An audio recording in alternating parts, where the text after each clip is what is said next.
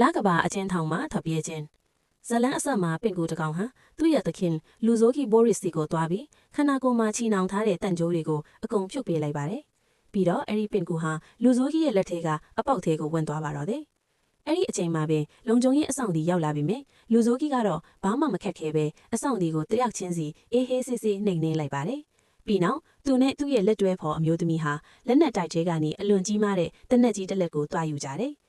သူတို့ထွက်ပြေးဖို့ကြိုးစားတဲ့အခါမှာတော့ထောင်ဆောင်ထောင်ပေါင်းများစွာကတနက်တွေနဲ့ဝိုင်းထားလိုက်ကြပါတယ်။အဆောင်တွေကလက်နက်ချဖို့ပြောပေမဲ့လူဆိုးကြီးကတော့ဂယုမဆိုင်ပဲတနက်ကြီးနဲ့ဖိလိုက်တဲ့အခါထောင်နဲ့ရန်ကြီးပေါက်ထွက်သွားပြီးလေဟာနယ်တဲကိုအဆောင်တွေအကုန်လွင့်ထွက်သွားပါတော့တယ်။အဲ့ဒီနောက်မှာတော့လူဆိုးကြီးနဲ့အမျိုးသမီးဟာလေထဲမှာပြန်တက်သွားပြီးလကဘာပေါ်ကအကျန်းထောင်ထဲကနေအောင်အောင်မြင်မြင်နဲ့ထွက်ပြေးလွတ်မြောက်သွားပါတော့တယ်။